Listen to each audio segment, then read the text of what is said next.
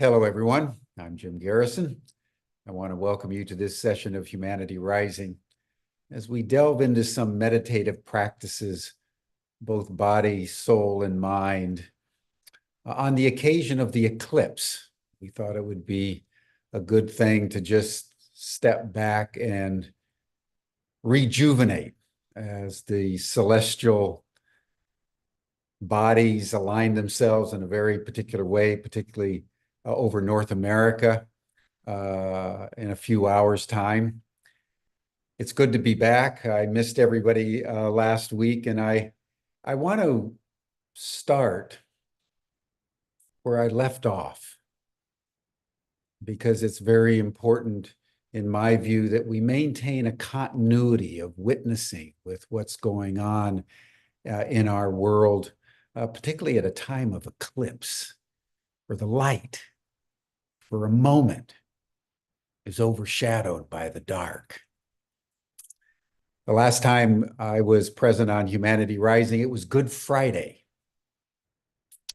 And I made some comments about crucifixion in Gaza, bringing to our collective attention that when one thinks of crucifixion, when one bears witness to a crucifixion, one is seeing the killing of the innocent. And that's what genocide is. It's the killing of the innocent, not for anything that they've done, but simply because of who they are. Genocide emanates out of a fundamentalism, a notion that one people are special, chosen, and the others are not. And so it's okay. In fact, it's God's will that one slaughter those who are not possessed. And thirdly, a crucifixion is always accompanied by Pontius Pilate. It's always accompanied by those accomplices who allow it to happen, empower it to happen. And that combination of factors bring into relief a crucifixion, which is what we're bearing witness to in Gaza. What I want to emphasize today is not the crucifixion, but the beginnings of a resurrection, because that's what follows. Every people that have endured it have come through the other side, at least in modern times, not completely vanquished, but in a deeply mysterious way, empowered. That's what happened to the Jews after the Holocaust. They were gifted by the world, the state of Israel. It's interesting that over the weekend, it was the 30th anniversary of the genocide in Rwanda, where hundreds of thousands of people were senselessly slaughtered as the Hutus slaughtered the Tutsis. And the president said the reason why it happened is because the world did nothing. It's always back to Edmund Burke. Evil prevails when the good people do nothing. So on the 30th anniversary, which coincides with whether we're going to complete a genocide in the Middle East, he is observing that we must act. And it's within this context that I want to just note that I think the conversation that President Biden had with Prime Minister Netanyahu had a resurrectional effect. Israeli troops are now at the lowest number 6 months in that they've been since the beginning of the war. Today, an unprecedented 332 humanitarian relief trucks with not only food, but medical supplies were allowed through the various checkpoints. Humanitarian aid workers are being allowed to move again. Hospitals are receiving some supplies. Statements are being made in the United States by people no less than Nancy Pelosi, the former Speaker of the House, indicating that it's imperative that a ceasefire be transacted and that humanitarian relief be delivered. It's clear that the politics around the genocide are changing. There's what various news reporters have called Israeli fatigue, that people are just tired of watching the carnage day after day after day, and there's now a groundswell, even in Washington, for the United States to intercede. In the International Criminal Court, the ambassador of Nicaragua now has charged Germany with being an accomplice to genocide, in an extraordinary statement pointing out today, the International Criminal Court, that in the last century, the Germans committed genocide against the Jews. And today, Germany is empowering Israeli genocide against the Palestinians, and that it has to stop. It's an extraordinary transposition of energy right at the end of Ramadan, right in the aftermath of the crucifixion and resurrection commemorated by Christians around the world. I was reflecting on these things over the weekend, and something came to me that would be the true resurrection that I just want to share, and then we'll move into our program. I thought, what would be the one act that could break this Gordian knot and liberate not only Israel, not only Palestine, but the entire Middle East? And I went into a deep meditation. And what emerged was the following. Imagine this in the spirit of resurrection and the spirit of the ending of Ramadan. What if President Biden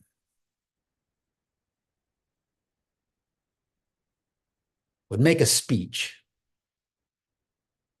along the following lines, which he could do, and only he could do, announcing that he's calling for an immediate ceasefire, not only in Gaza,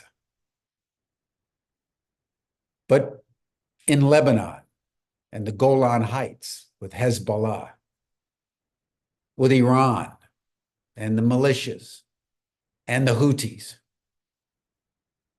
and that effective immediately, the United States was going to cease any military shipments to Israel, to Egypt, and other places where the United States is sending military, which are being used for the carnage that we are witnessing. And furthermore,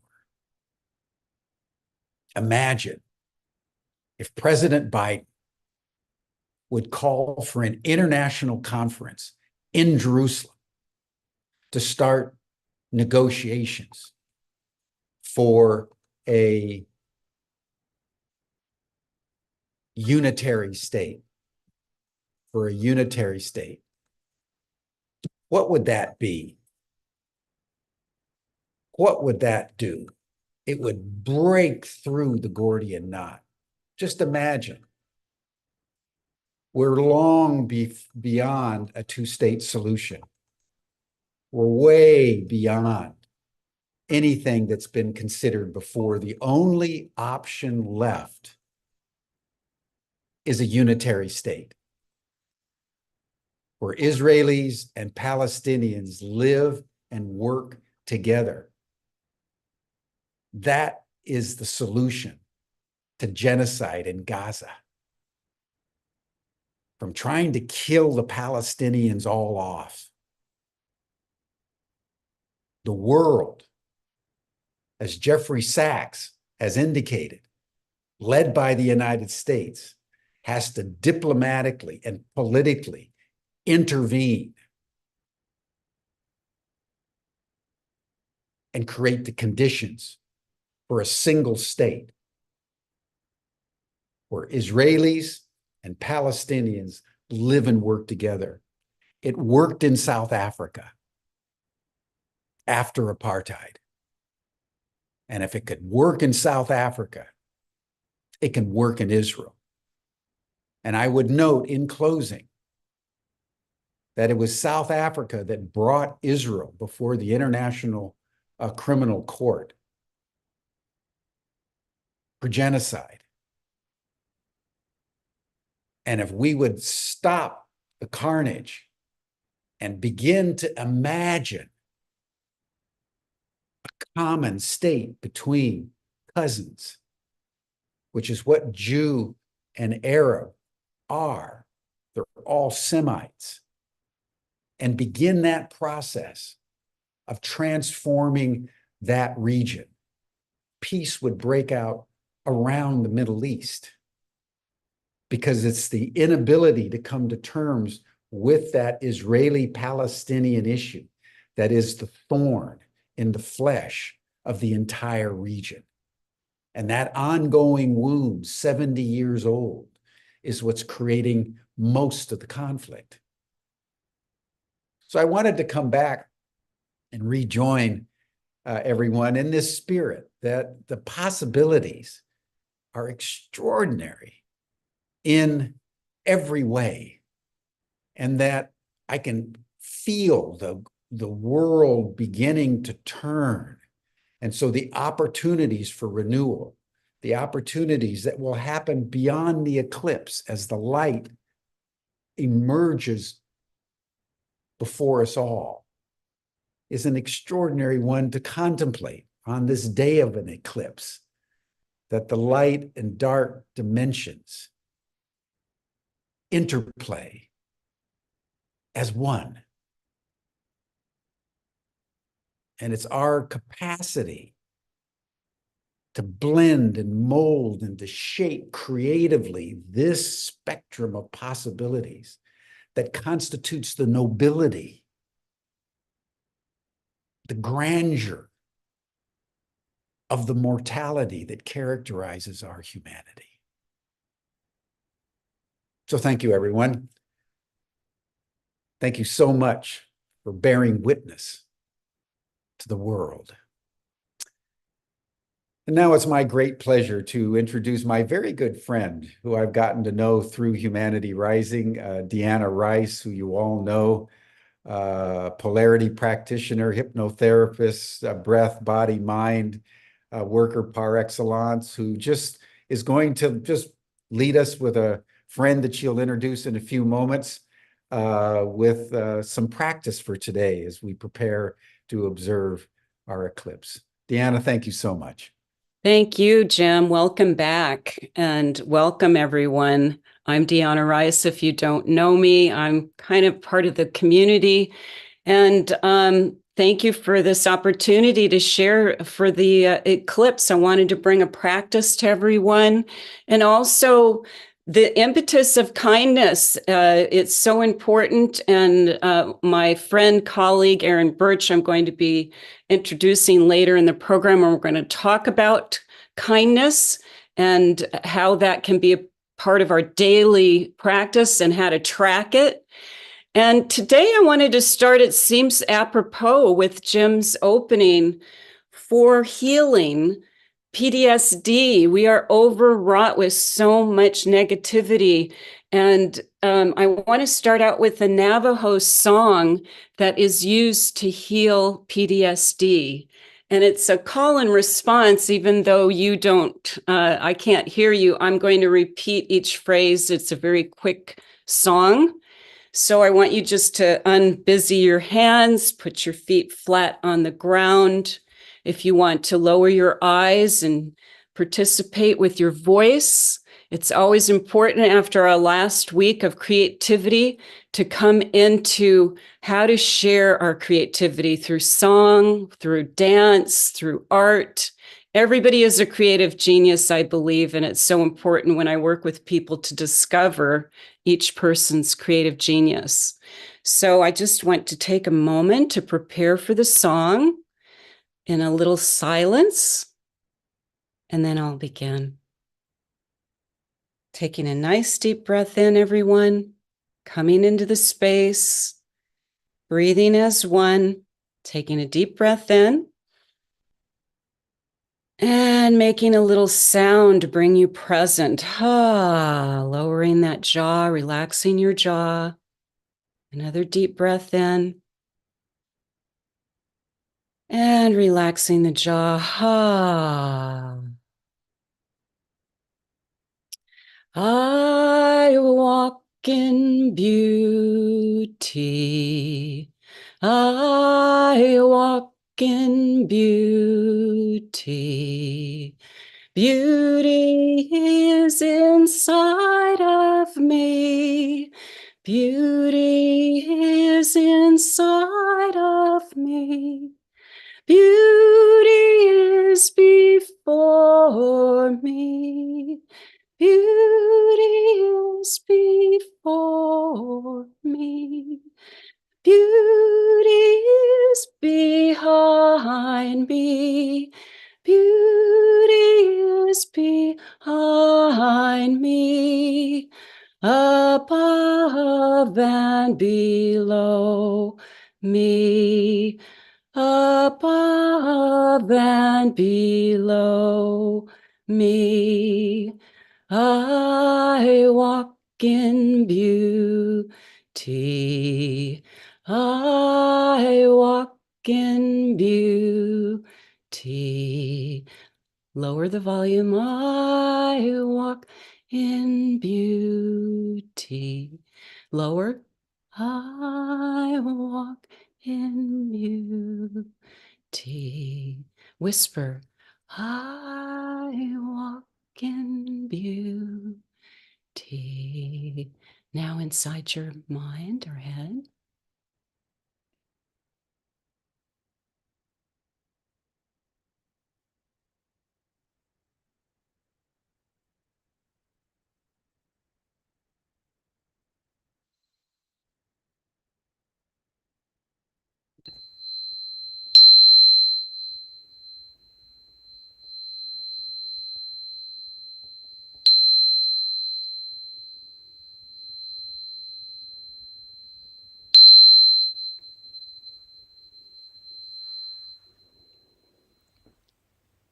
Beautiful. Thank you.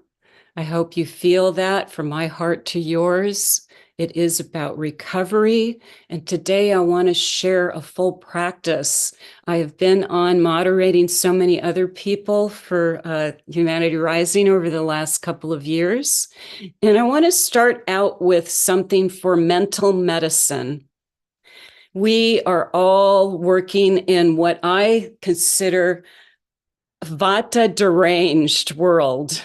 It is an overexposure of way too much air, and air governs our mental capacity, our mental rhythm, which is very fast. And this is a lovely imagery exercise from Dr. Jerry Epstein, one of my main mentors. So I want you to just follow along. I'm going to take you on a journey. It's called the Blue Meadow. Again, having your feet flat. You can, if you have armrests, put your arms on an armrest or just your palms facing down on the top of your legs.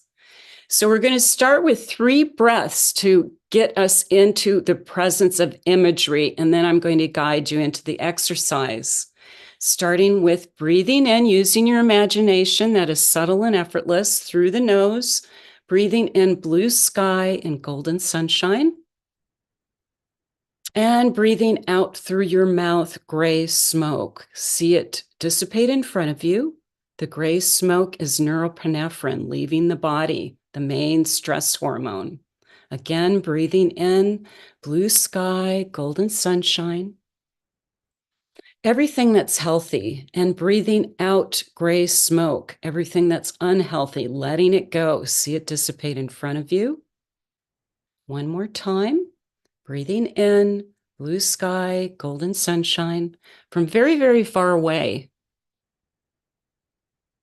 And breathing out, gray smoke from very, very far away. Now, just breathe normally. I want you to see a door in front of you and open it into a beautiful meadow. It's all blue. Everything is blue in the meadow, the grass, the trees, the sky, the birds. Bring yourself as much as you can sensorially into this meadow, feeling the wind on your cheek, feeling the warmth of the sun on you. Feel the grass underneath your feet. Hear the birds chirping. And in this meadow, there's many pools. I want you to enter the pool of frustration. Immerse yourself fully in letting go, cleansing this emotion from you completely. Then I want you to emerge out of it and jump across the meadow into a new pool of frustration. Immerse yourself fully, cleansing yourself completely of the emotion.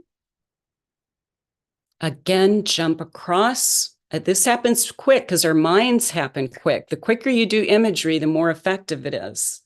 And enter the pool of guilt. This time, I want you to enter it 3 times back and forth, immersing yourself fully, cleansing yourself of that emotion 3 times. Then again, jump across an open part of the field into the pool of regret. Immerse yourself fully, cleansing yourself of that emotion. And one more time, jump across an open part of the field into the pool of wellness. And feel the wellness infiltrate everywhere that those other emotions held space. Every little matrix in your body, the wellness. Feeling that light enter if you want to see light or color. And come out of the pool, lay in the grass. All the blue grass is around you with the blue flowers.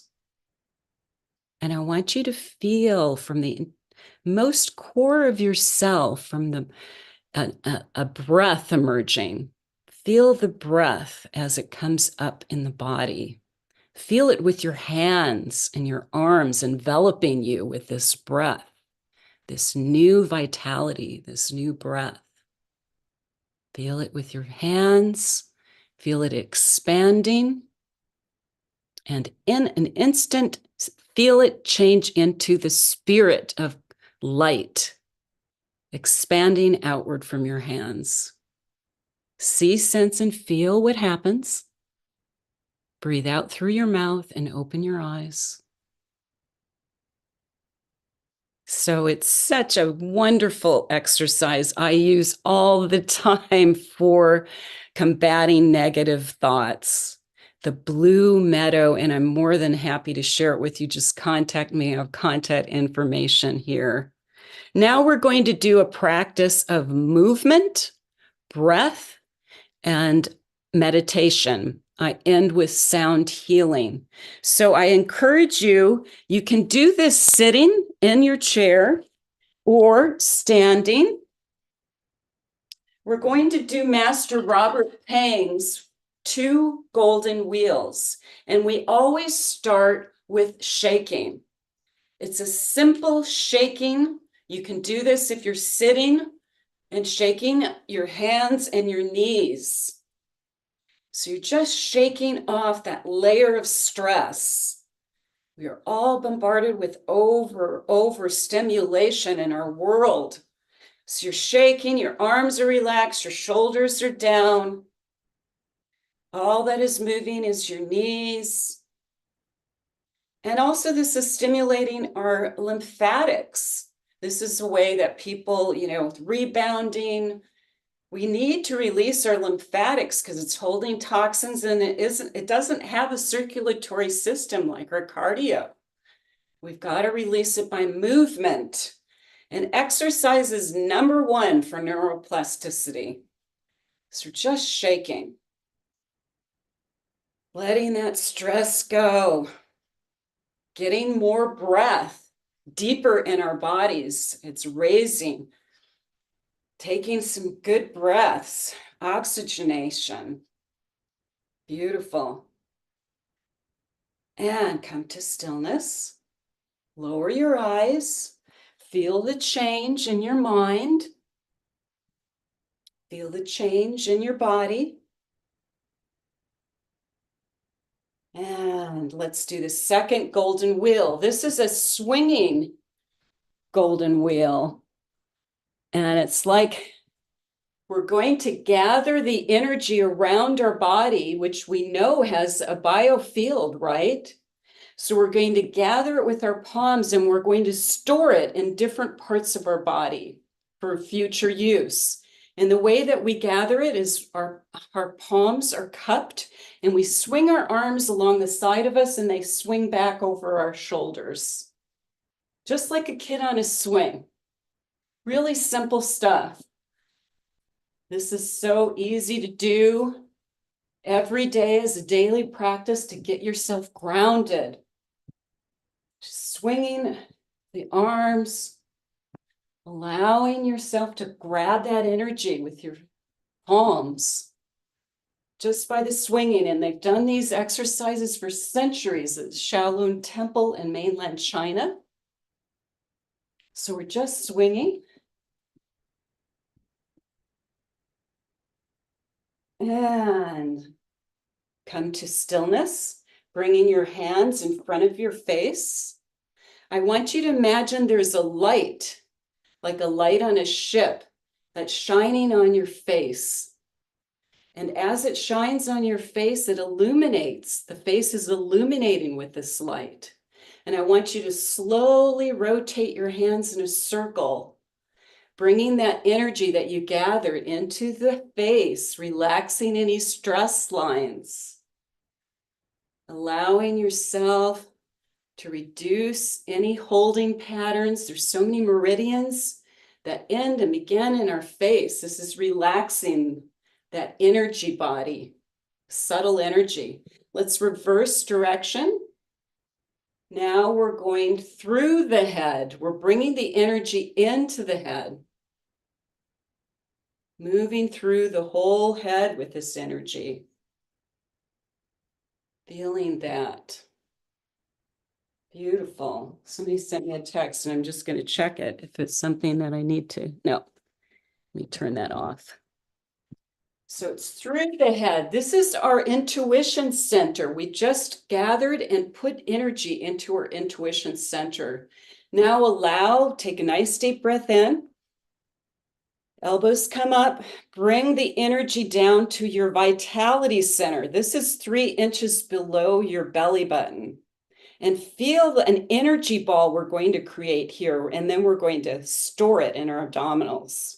So we're breathing in as the energy ball expands, and breathing out as the energy gets brighter, brighter, brighter, and stronger, stronger, stronger. One more time, breathing in as the energy ball expands.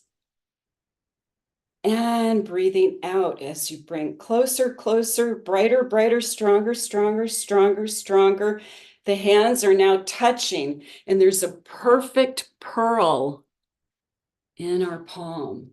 We're going to place that pearl in our abdominal area and rotate it, and all the abdominal organs are infused with a beautiful violet light.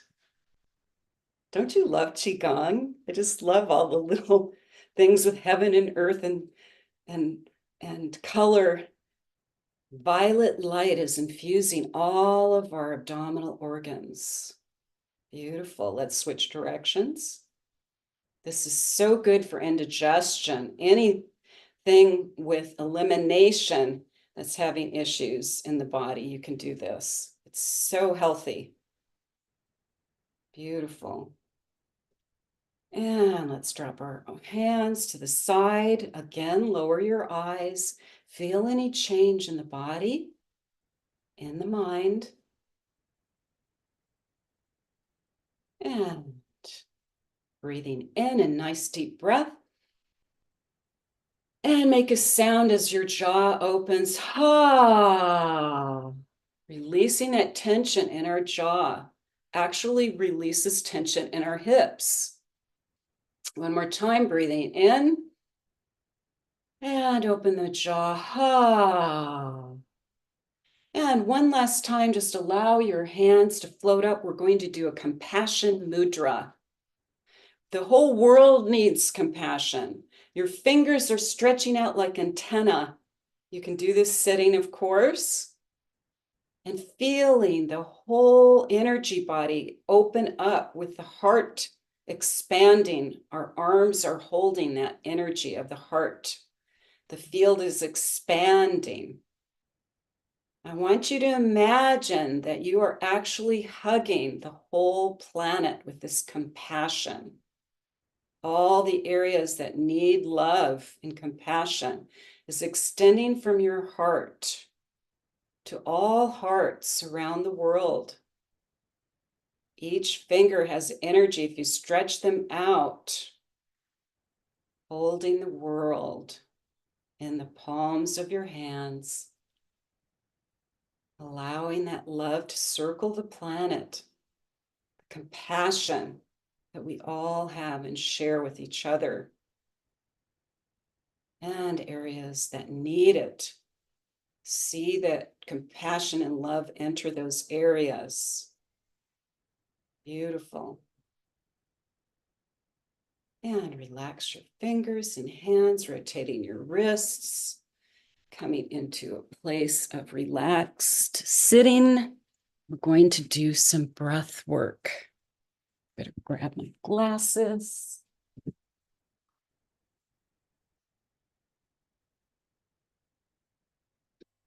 Battery 5.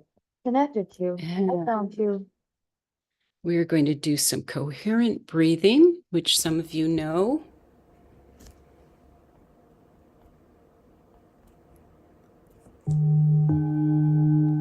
And we're going to breathe with 2 bells that are getting us that rhythm of 5 breaths per minute, where the brain is high alpha waves, where it's alert and relaxed, and our heart is going into heart rate variability, where it's beautifully flexible. And I'm going to guide you with inhaling on that high tone, which was that bell, and the low tone we're going to be breathing out. Together, breathing in through the nose, 3, 4, breathing out through the nose, 3, 4. Breathing in gently as if you're sipping the air through a straw, and breathing out gently, letting go. Now, breathing in, and imagine you're on a beach and a wave is washing up the sides of you. And as you breathe out, the wave washes down. Breathing in, the wave is washing up gently. And breathing out, the wave is washing down. this time, have the wave wash up inside of you as you breathe in. And as you breathe out, the wave washes down the balls of the feet. Breathing in, the wave is washing up inside. And breathing out, the wave washes down K1, the bubbling wellspring, letting go. Breathing in, new energy inside. And breathing out, letting go what no longer serves you. Let's do a circuit. Breathe in, focus on the top of your head. And breathing out, focus on the base of the spine. Breathing in, top of the head, every little hair follicle. And breathing out, the base of the spine, the whole pelvic basin. Breathing in, top of the head, the whole spine is being bathed with new energy as you breathe out the base of the spine. One more time, breathing in, top of the head, and breathing out, base of the spine. Let's do a new circuit. Breathing in, the left palm, left arm up to the heart. Breathing out, the right arm, the right palm. Breathing in, new energy up the right, up to the heart. Your heart field is expanding as you breathe out the left arm, left palm. Breathing in again, left arm up to the heart, feeling that expansion. And breathing out, right arm, right palm. Beautiful. One more time, breathing in, right up to the heart. And breathing out, left, letting go. Let's do another circuit in the third eye, right into the forehead, breathing in. And then in the back, the occiput where the neck meets the cranium, letting go. Breathing in, new energy into the brain. Neuroplasticity is active as you let go of old belief patterns in the back. Breathing in, new energy into the brain, into the head, intuition. Breathing out, old stale energy, letting go. One more time, breathing in, the middle of the forehead. Breathing out the back, occiput, letting go. Let's go to the first beginning, top of the head. Base of the spine, top of the head, one more time, base of the spine. You can let your breath go in whichever rhythm it wants to. We're going to do a little open focus meditation. I want you to imagine the feeling of the space inside your nose. The feeling as the air moves in and the air moves out. Can you imagine the feeling of the space of each circumference of each eyeball as they drop down into your head? Feeling it, feeling that space. Can you imagine the feeling of the space of each exterior ear?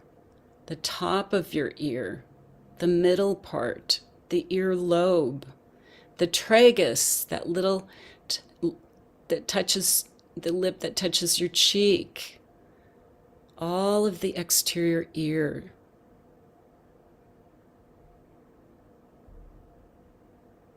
Can you imagine the feeling of the space between each ear? The inner ear, the brain tissue to the other inner ear and out to the other exterior ear at the same time. That whole area through the head. Can you imagine the feeling of the space from the tip of your chin to the back of your head? And all that space, our whole heads are surrounded by space, penetrated by space, floating in space.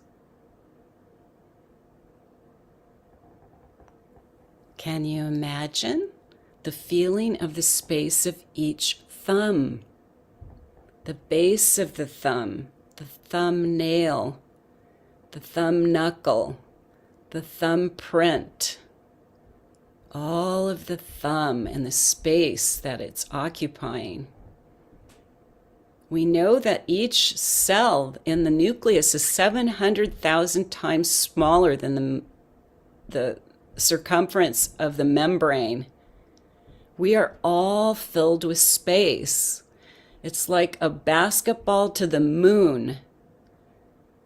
Feeling those spaces in our thumbs. Now can you imagine the feeling of the other 4 fingers at the same time and the space they're occupying? The forefinger, the pointer, the middle finger, the ring finger, the baby finger, all of our hands are just surrounded by space, penetrated by space, floating in space. Feeling the hands and the space all the way up the arms to the head, and all the arms are floating in space. Feeling the legs all the way down to the big toes, all the space they're occupying, as if all of our legs are floating in space. From the tip of our toes to the top of our head. Can you imagine all of your skin at the same time that it's occupying all of that space through the body? And at the same time, can you imagine the space surrounding your body as you dissolve into that space, all the way into the room, all the feeling of the space above your body to the ceiling, all the feeling of the space to the right side of you to the nearest wall, all the space on the left side of your body to the nearest wall.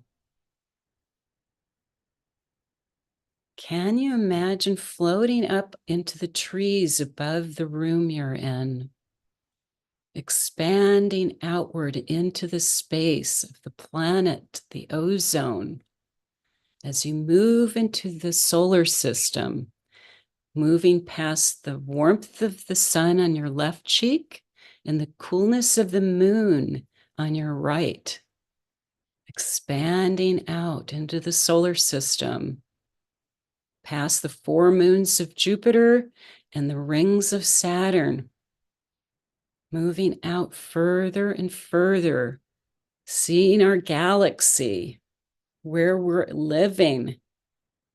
And the part of the Milky Way is in the center in front of you as you pass the center of the Milky Way, moving out into the billions of galaxies with all the light and activity of the cosmos around you, expanding out to infinity.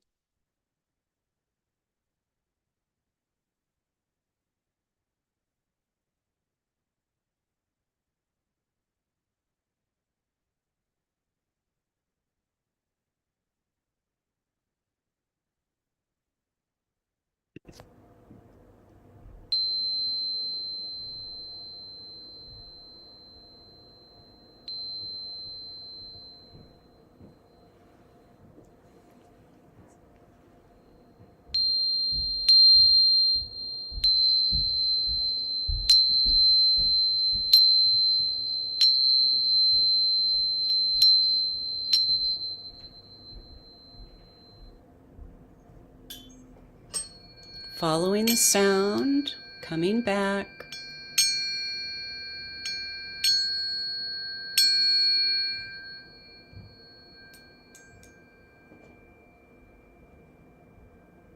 Seeing the Milky Way in front of you.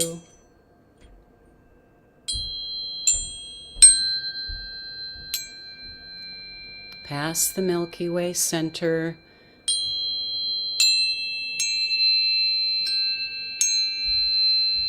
coming into our galaxy.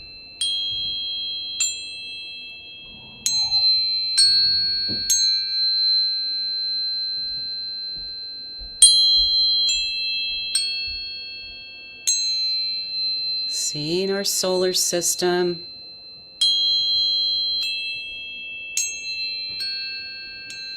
Moving past the rings of Saturn.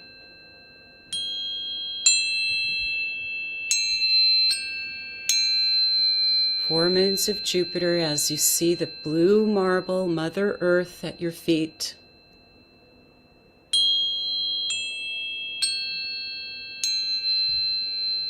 Coming down and through the ozone.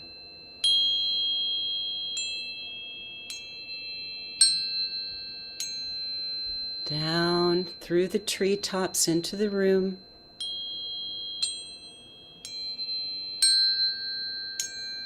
Feeling yourself back in your seat or wherever you are.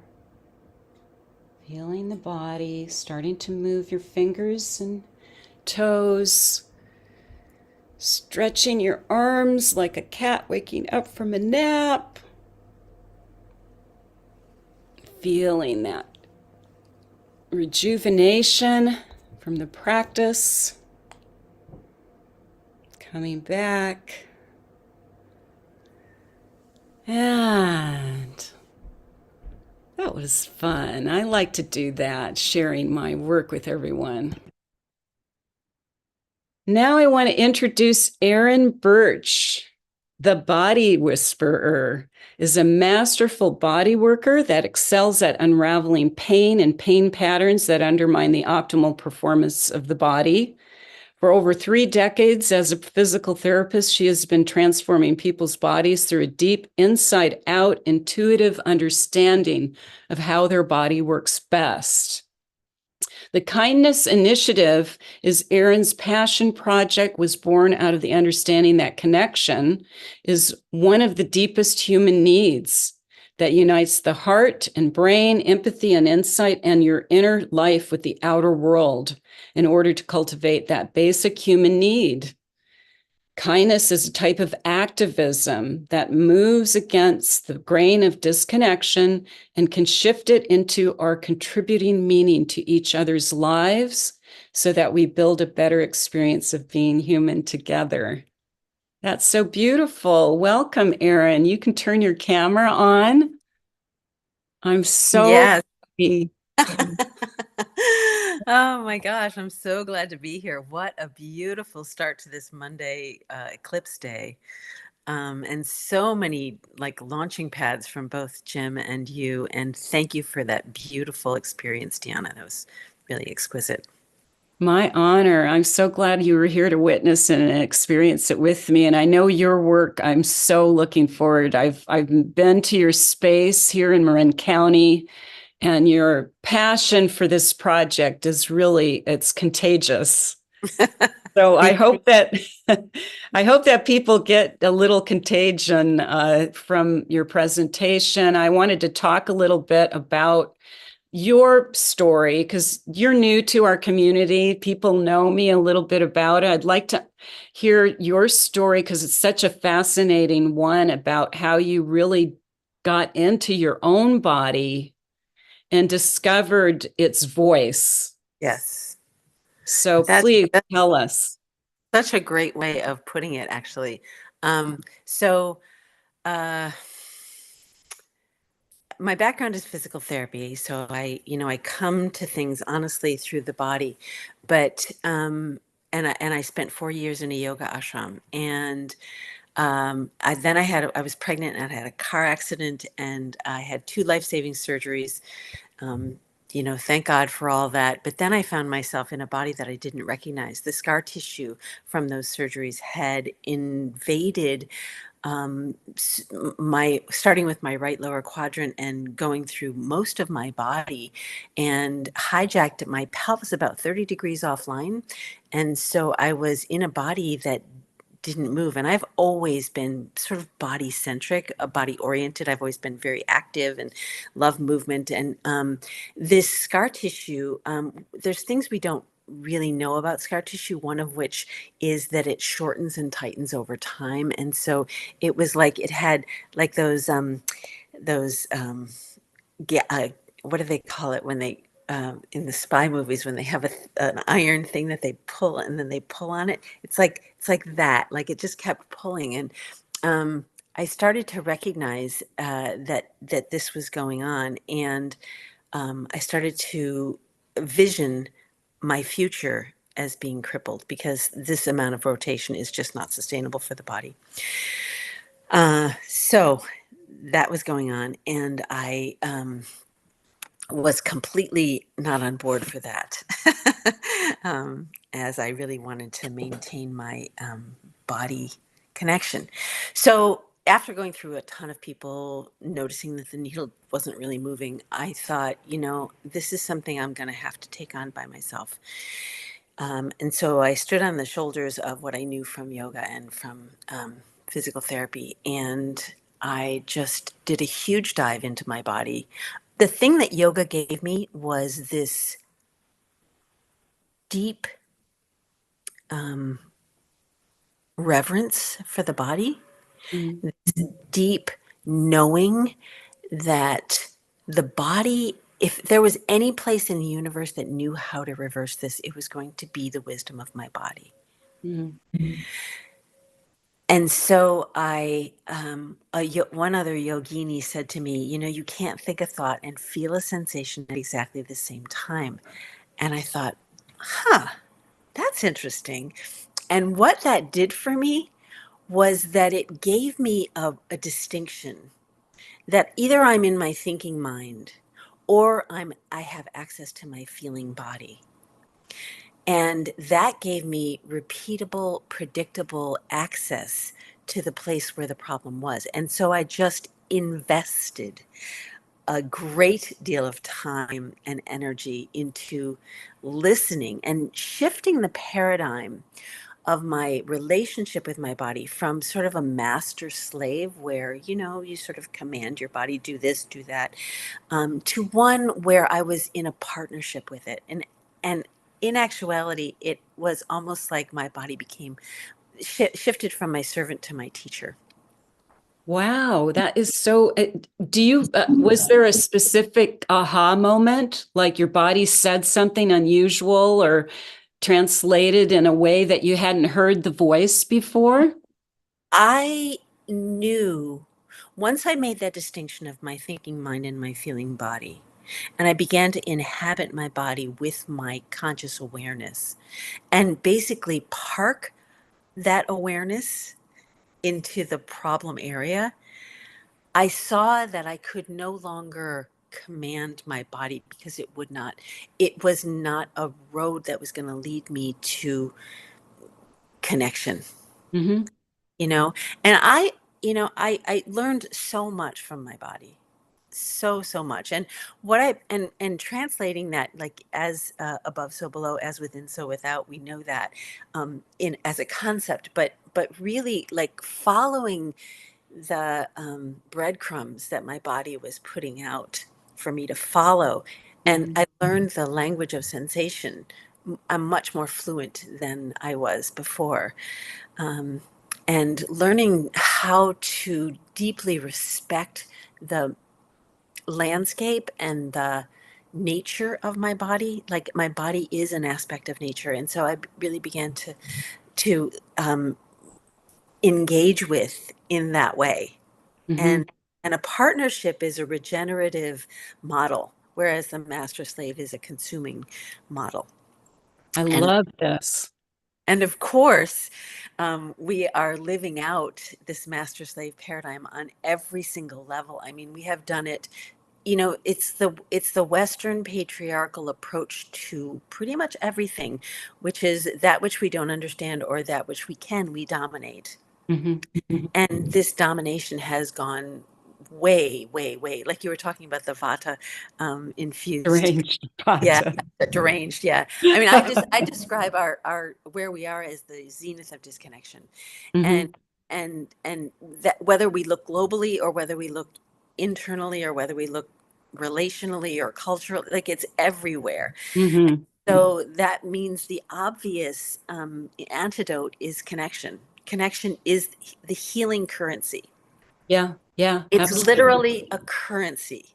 Mhm. Um, and the what you were saying, there's so many, like I said, so many launching pads from you and Jim. Like you were talking about, uh, you're talking about space. Right. So that is also a commodity. Mhm. Space is a commodity. I had a teacher who said to me, "Ah, bless his heart, he was a Chilean physical therapist, very famous in Chile. And he said we were in a class and he was teaching and he said, the difference between pain, and again, you can envision pain in any form. The difference between pain and no pain is 1 millimeter. Mm. And it shifted my entire way of dealing with the body because now I went from a physical therapist who was chasing symptoms and pain to a curator of Mm. space. I love this. Yeah.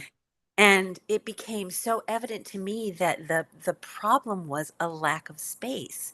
And Mm. space has a co-joiner, which is joy. So when there's space, the opportunity for joy is so much more present and available. I love that. Yes. Yeah. So all of this work with my body and space and connection and alignment, like these are the things that have become my absolute North Stars. Mm.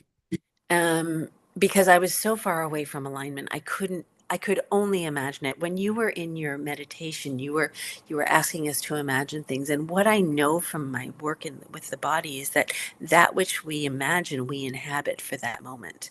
Like it literally is your body absorbing that reality for that amount of time. And the more that we use that, so the imaginative mind's eye also became my go-to along with my feeling body that has great access to the body.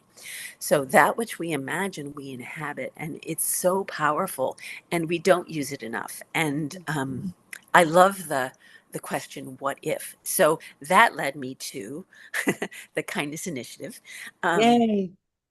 which is really where I started to recognize that the shortest distance between two people is kindness. Mm. Yeah, it's a human instinct. It's a human. If it's heart intelligence that we're operating with, right? Love and compassion is a part of our design. It is. It is. What I found from, again, working with my body is that the more connected I was, the more self-love I had, the more love and compassion I had for other people, and the more connected I was with the planet. So people who are connected, so connectedness is a state whereby we have access to certain behaviors. Like you're Mhm. saying, heart, the heart knows. When we're disconnected, we have access to certain behaviors. So in the story of Scrooge, we saw that, somebody who was living in a highly disconnected state didn't have access to other behaviors. And then through these, different experiences, came to a place where his heart sprung open and he had available to him a whole new range of behaviors. So I encourage us to kind of look at it not as how people are, but how they are in the state. Mm. And that George, can I just stop you for a second? Is it gallery view, George? People are asking for it. I'm wondering if we can do that. Is it already done? Okay, go ahead. I'm sorry, Aaron. He'll come that's back. okay. He's in Germany. Gotta shout. We need a gallery. So the Kindness Initiative, I want to tell a little story. Okay. Um, this is many, many years ago, and I was living in New Jersey, and it was Christmas time, and I was in a mall. So imagine that level of disconnection vibration. And I was standing in a line in a store. I was about 4 or 5 people back, and this man in front of me turned around and he said, "Would you like to go in front of me?" I was like, "Well, yeah, but who the hell are you?" And he said something else that was a way greater gift than the fact that he was offering me his spot in line. Mm, And he said, "I'm never in a hurry." mm, And I was like, "Wait, what?" Like, that's possible? You can actually live from that place of never being in a hurry. And so that moment shifted my whole relationship with time. And again, it became sort of a North Star. Like, I was obviously not there at the time, but I've come over the years to again sort of curate that. So that moment of kindness, which was veiled in his um, mm, offer to move ahead, was so much more. And so that's how kindness can really touch our lives, mm, not only when we receive it, not only when we are in the receiving end of it, but it's this circle that happens. And the image of a circle came to me, when you're in a pool and your kids and you start to create a whirlpool, like a few people at once, like just a small amount of people can make a huge impact in this rotation of the water, which is very much like, the water that we swim in, which is, thoughts and behaviors and feelings in the energetic field, and all of these things that we can start to affect by making. I heard this term. I was reading a book and I heard this term and I thought, oh my God, I love it. Creating an infrastructure of mhm, like, mm, I got chills, you know, that we could actually create something that was a tangible mm. um, something. Right. We've talked about this, Deanna, where Yeah. how do we make this, Hmm. sort of a mappable, Trackable. yeah, a trackable. Trackable. I think that's what instilled, I've been a kindness person. I used to wear a bracelet, and I'll just tell everybody, I've told you, Erin, that Yes. said it was a copper bracelet for Vietnam MIAs. And it said, there's nothing so kingly as kindness, and nothing so royal as truth. Mm. It was like in my 20s, that was like my motto, it was so, kindness is like, yeah, it's an elevated emotion in a way, and there's random acts of kindness for all of us every day if we live in our heart, Yeah. a heart-centered world, if we're not so in our heads cognitively. But then there's that inner kindness to self, like, move into your heart. It's the hardest journey for 18 inches from your head to your heart. I've been training people for 27 years how to do it, right? And so it's just give yourself compassion, give yourself space, give Yeah. yourself that natural inclination, because it's so welling up in us. I love that joy is that close. Yeah. Yeah. Yeah. I wanted to talk about a little bit, like, how do we map kindness? I don't have the answer to that, but I want to extend the sort of the definition. We sort of think about it as these random acts of kindness, these really lovely, thoughtful, generative kind of acts. But I also want to talk about how we're affected when we witness it, Hmm. and how we are affected when we receive it, and how we are affected when we give it. And I want to also even go further and just talk a little bit about how what you were just talking about, which is that self, when kindness is extended within, that there are many people who are very nice and they do good things, but it doesn't necessarily seep into that deeper realm. And I also want to talk about or mention the act of the space around another's behavior. Like, instead of, like, we all have this, innate sort of like knee jerk judgment kind of thing. This is how this person is. This is how that person is. This, oh my God, they're behaving this way. Oh, I don't like it, blah, blah, blah. That whole like round robin that goes in the head. And talk about like what it's like to just create that spaciousness in the thought world where it's the kindness of your generosity of the benefit of the doubt. Mhm. Like, what if we actually could curate that within our response to the world? Mm. Yeah, absolutely. I think that's the vertical axis. It's turning from a horizontal where Yeah. doubt exists, and then turning it to a vertical axis where you're really working with the higher self. And that's incorporated into your everyday life. You have that connection then. You can call it spirit, you can call it cosmic intelligence, you can call it, but it is working on an ascension of spiral that moves us through our evolutionary process, which is a vertical. Yeah. It's really old. That's the imagery practice. It's an old spiritual model that goes back to the Mesopotamian era. So it's been on our planet for many, many thousands of years. It's It's a when it part of becomes a us. practice. It's when it becomes a practice. Like, that's Yeah. where it becomes more tangible, is when it Hmm. becomes a practice. Hmm. And also when we judge, we are left with the residue of what that feels like. The other person doesn't necessarily experience our judgment. They might not, but we are left with that residue in our own energy field, in our own heart. And so when we give that benefit of the doubt, we also give ourselves that spaciousness, which we all need, to cultivate that voice of, that Yeah. spaciousness, Yeah, it's like opening the jaw and letting the sound out. It's self-expression of all the frustration held in our bodies, just letting it go. yeah, exactly. So all those practices that you did were so poignant.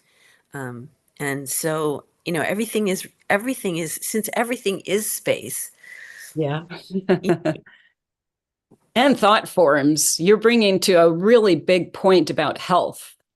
Yeah. Is our thought forms are as real and tangible in many realms of existence as the chair you're sitting on, or it is as real, and our imaginations have power.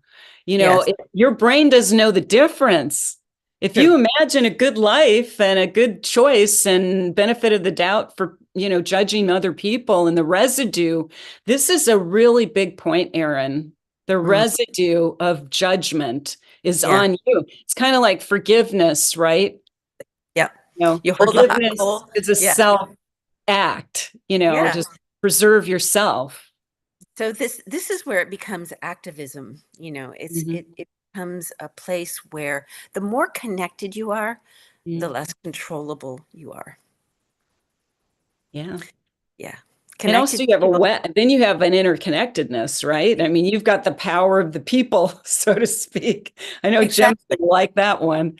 Exactly. It's like when we join hands, we create a sort of a barrier. Mm.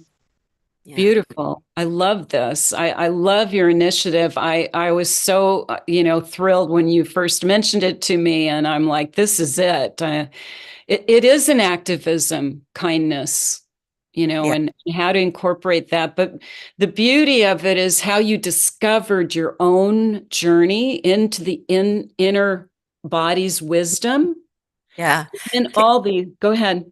can I just share another story? Yes, Um, please. so I had a dream. Mhm. I told you about this, Deanna. I had a dream where it was a past life and I had been brutally murdered by someone.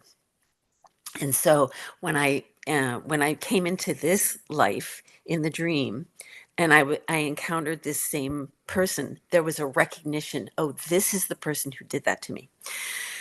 And I made plans for revenge, and they were meticulous, and I was getting it all down. And then the moment came, and there was some reason, and I can't remember why it couldn't happen. Oh, drat, plans were foiled, and I did it again. And I did it for a few times. And then in the meantime, our lives had been brought together. We were brought together in community for some reason. And this person started to show up differently, and I had more of a scope of observation, where I started to like grudgingly respect them, and then more and more they started to show up as this different kind of this person with many more facets. And begrudgingly, I started to recognize that I admired them. And then I started to sort of like them. And so my plans had gone away, but and then slowly I started to really like love them. And when that happened, there was this huge like opening that happened, where I recognized that I am them. Mm-hmm. And so when we're in this conversation practice, connection of kindness, we're always giving to ourselves in a way that is profound. Mm. Yeah, every cell listens, Every right? the body is always tracking, always. And the body's wisdom is so extraordinary when you give it a chance to have a voice, Yeah. right? Yeah. And it's much more than just physicality. I mean, there's space in there, right? And it has intelligence in the cells and holds memory, and our thoughts, can rise up. There's a guy, I mean, I started the practice, Robert Pang, who's a master Qigong in New York, and I did one of his workshops for joy. And I, anything to do with joy, get me in some joy. I want to eat joy. And Right. I really felt during his practice, it rise up from my belly. I felt it rise up in my body into my heart. The joy, I was like, wow, it actually is happening. I mean, these practices. So we think, in terms of the body, like when we look at little kids, they have such ready access to joy. Mm-hmm. Right? Any moment, it's just like right there. Mm-hmm. It's because they have, like, the body's design is separate moving parts. And there's space between those separate moving parts. When we start to glue our stuff together, it starts to get harder and harder to find that space, and harder to naturally fall into joy like kids do. Not that joy is not available. It's available all the time, but when we're in pain, or when we're in contraction, or when we're in tension, that is not when joy is most accessible. Mm-hmm. Yeah, right? absolutely. So the practices that you led, the opening up to space, and what I found in my own body is that this is recoverable. Like the body is one of the most moldable clays in the universe. So wow, I like that. Wow, yeah. you got to write a book. I mean, you've got some zingers coming out of your mouth, Thank really. And thank I'm going to invite Jim back, because I know you're going to have something to say in the last 15 minutes with Erin. She's a diamond. I'm so happy I found you. And I'm happy I found you, There's Deanna. so many cool people in Marin, and Jim's now in DC, but he is, most of his family is here. So the consciousness, Erin did talk about Marin being more kind to each other, right? We talked about that too, Yeah. the privilege of Marin. Marin has a certain, at this moment in time, has a certain reputation, which is not in my backyard, sort of, this entitled kind of like, not my kid, not my backyard, not like just this Yeah. whole denial of the connection piece, you know? Yeah. So I'm my Having intention. lived in Marin for many, many decades, I think the way you're describing it is where it's evolved to Yes. become. Yes. It wasn't always that way. 30, 40 years ago, it Mm. was a hangout hippie Yep. artist colony where the beautiful people and people of affluence would just Hang be out. and Yeah. hang out. But it's Yeah. become yuppified and Yeah. Yes. traffic jams and Yes. the Silicon Tolerant. Valley people, in Yep. San Sure. Francisco live up there, but they have no allegiance to Mill Valley. That's our world because they're making all their money somewhere else. Yeah. Housing prices, rent prices have gone through the Crazy. roof. It's Yeah. unbelievable. It is. Same It in is. Manhattan too. The same Yeah, thing yeah, happened. yeah. And But by starting this in my own backyard, the intention is to create a vibrational infrastructure that starts to, like a whirlpool, starts to really impact the culture that creating a kindness culture so that people start to change even without knowing why. if you can pull that off, Dr. Well, I can pull it off. I can pull it off in my imagination. And so there you go. Hey, energy follows thought, Jim. Well, there is evidence for that, of course, with the people who meditate Yes. in high crime areas, and the crime just goes down. It's the capacity to That's it. influence. And the greatest influence is when you don't think you're being influenced, right? Right. And that's the power of advertising. And Exactly. Then the more connected we are, the less controllable we are. yeah. So they can pull it off. I'm sure, Aaron, that you can pull it off. But let me ask you a question about, your sort of awakening that you were describing, earlier in your life about what was the preparatory condition that you were in? Because oftentimes illuminations have a lot to do with context, that you can hear something like advice from your parents, but you're just not ready. And then all of a sudden, at another time and another place, something has changed in you that makes you ready. What was it I was in a lot of that pain. made you ready? I was in a lot of pain. My body was falling apart. Yeah. I think that's the connection that I wanted to draw, is that oftentimes trauma Yeah. is what prepares us, and we resist trauma, but that's what we need as the portal. Yeah. So say more about that.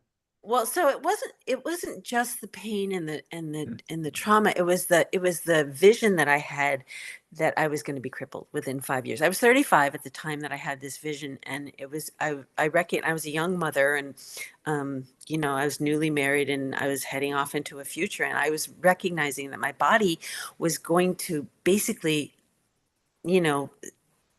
condense my life within 5 years. And I was like, I had a Scarlett O'Hara as God is my witness moment. Like, that's not going to happen. Yeah. Yeah. Tara. Exactly. I was like, I'm not eating raw onions. I was, I was so compelled by that. And I had a couple of aha moments. One was that I was a passenger in the car. My husband was driving, and I heard myself think the thought, I don't want to move because moving hurts. And when I heard myself think that thought, I was appalled because I knew that movement is life, and that if I stop moving, I'm just accelerating this process. And it was so clear to me. I was like, I'm going to have to confront that which I do not want to confront. Mm. I'm going to have to literally like stand in the fire of this over and over and over and over again in order to, and for the longest time, I didn't know if I was doing anything, but I knew that I wasn't getting worse. So, you know, those graphs where they have you, it goes along a certain, it's just barely discernible that it's increasing and then it kind of jumps up. That's kind of what happened. Like, I mean, I couldn't, I had to lift my leg into the car. I was 30 degrees offline, which my foot was peeling off the floor. I couldn't lift, I couldn't get in the car without lifting my leg. There were muscles that were atrophying. I couldn't sit cross-legged on the floor. I couldn't, there Wow. were so many things I just couldn't do. And I was like a young mom. I was 35, and I was starting to feel this like downturn. Of And course. I couldn't, I couldn't believe it, you know, at first. I just couldn't believe it. And then I made these really profound shifts. The changing my body from my servant to my teacher. And really, I've spent tens of thousands of hours just in listening mode to my body, parking my awareness. So our nervous system is built on the ability to make distinctions. That's the hallmark of learning. So when you park your awareness somewhere, you can't not learn. Mm, Yeah. good point. And once you make a distinction, you now live in a different world. Once you create a distinction, it's like when we're kids, before we learn our colors, we're just in this world of swirling input. But then we learn red and yellow and blue, and then we're like, and then we can read a traffic light because we've made that distinction. If we didn't have that distinction, it'd be meaningless to us. Exactly. Yeah. And so when I'm like, I'm tight here, I made the shift to I'm tightening it here. Once I made that distinction of I'm tightening it here, then I could imagine a fist, and then I could imagine unfisting in that same place. So that's an example of a distinction in my body. And would you say you completely healed? I have residue for sure. And I have had some traumas since then. I've had some really bad falls, and falls don't ever think that they're nothing. You know, a lot of people get up and like, oh no, I'm fine. And maybe they triage a little bit. Oh, this, I bumped this, or I bruised that, or I whatever. But what happens, um, if I can talk a little bit about the design of the body. Sure. Okay. Please. So the design of the body is that separate moving parts, right? Alignment is king. But within that, it's like every single structure has a very specific place where it likes to be. I call it the happy place. And every structure has very specific movement, quality, range of motion that it does. It's very specific. I call it the happy dance. Every structure has very specific communications, connections, ways of relating that I call happy relationships. And when all those things are happening, we're in a bliss body. So when we fall, we have, or when we're even pregnant and we give birth, like anything, like things that distort, move our furniture around, this is a very big deal. I had a fall about a year ago, really like a banana peel kind of fall, like really hard, my whole body, on my right side. And it was when I was looking for forget-me-nots. And there was this almost seaweed covered uh, uh, downhill kind of thing that I stepped into, and I went boom. And I sort of, took care of myself in the meantime. A year later, I'm right now, I'm looking around in the fields and there's forget-me-nots. And my body was like, you haven't completely healed from that fall.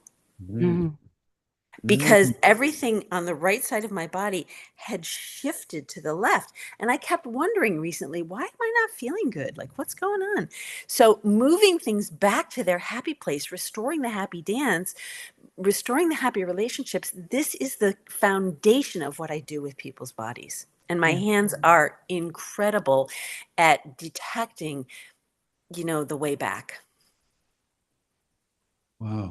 So that's what You know, I I do. just thought I'd bring in what David Stoney put in a quote from Nietzsche, Uh-huh. that the body is a great sage, a Yes. many with one purpose, a war and a peace, a flock and a shepherd. There is more sense in my body than in my best wisdom. Oh, that is so beautiful. And And it your has, notion that you can be at war and peace, a flock and a shepherd, so that you should be always monitoring where yes, those little happy places are, yes. where they're So unhappy. true. Yes. Yeah. Yes, because you are the shepherd. Like, when you think about it, every single person on the planet, their first language is sensation. And without sensation, we would not be able to make any distinctions. We would not have a mind that functioned. Yeah. It just wouldn't work. It would just be blank.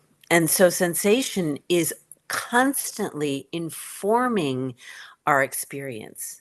And whether we choose to listen to that is our own choice. Yeah. Nice. Wonderful. I love this dialogue about the body and the wisdom. It's so important. And it is nature, right? I mean, we are nature. This is the expression of it. And Yeah, we have a forest in our lungs. We have rivers in our blood vessels. We have, we're constantly like yeah, in this realm of beauty. it Of is elegant. It is it, elegant. Yeah.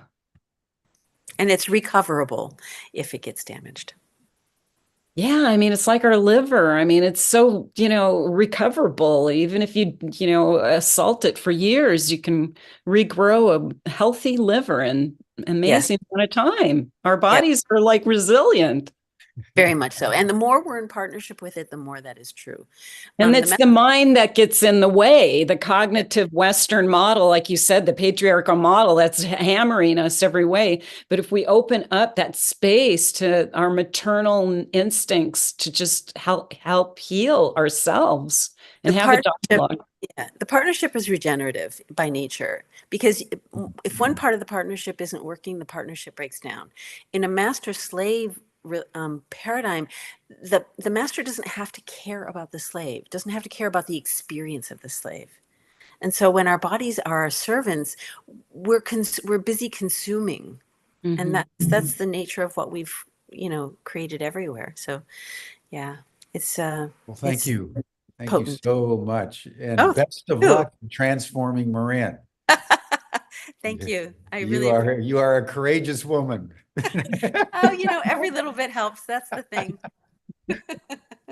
Well, listen, before we have a final a word from you, Deanna, I just want to note that for those of you who are interested, Asher Lyman is going to be doing a meditation after the after chat that Deanna and Aaron will be joining on the meditative practices for ET communication. So I just wanted to note that for all of you who were so enthralled by Asher last week. And when does it start? 11? After Pacific? Yeah, it'll start after you folks finish the after chat. So it'll be 9:30. So I think it'll be Or 10? 10. And is there a link, Jim? You'll get it in the after chat. I don't know where the link is, unless Stan, you have information. I assume that people would be joining the after chat. Yeah, it's at 11 Pacific. 11, so it's a full hour after 10. Okay. Yeah. Aaron, your after chat link is in the panelist link. I believe that we sent you by email, or it's in the chat right now. So you can grab it. I think it's in that email. So Deanna, give us a final word and just note the eclipse. Well, the eclipse, this is such a powerful day for all of us, where it's coming through our North American continent. And to bring, I put a little blurb about, awakening, or however, your birth date. If you go on that link, it was put in the chat initially. Yeah, just opening yourself to the light from bringing it's a darkness that goes in front of our beautiful sun, but we learn from the shadow. So my wisdom thought is to just really incorporate the shadow in a way that we can bring optimism to our world and hope and heal each other from all this aggression. Bring some peace into our consciousness. Thank you, Deanna. Thank you, Aaron. One little note about the eclipse as we close, everyone, that I just read recently. The moon is 1/400th the size of the sun. And it's 1/400th the distance from the earth to the sun. Right. And that's why the sun and the moon look the same size in the sky, even though the moon is only 1/400th of the size. That's how perfect our universe is. That's how perfectly constructed the universe is. Just like Aaron has been talking about our body, the perfection of our bodies, the perfection of our solar system. And that's what we're going to see. The moon will just go completely in front of the sun for just a nanosecond, and then it'll keep on moving. So that's the full eclipse that we're going to have the honor to just witness in a few hours. So thank you, Deanna. Thank you, Aaron. That'll bring us to a close, everyone. You'll see the link. Thank you, Aaron. We want you to come back. Thank you, Jim. Yeah, definitely, we want you back. My pleasure. You'll see the link in the chat box for the after chat, and you received it in your Zoom invites, everyone. See you tomorrow. Bye.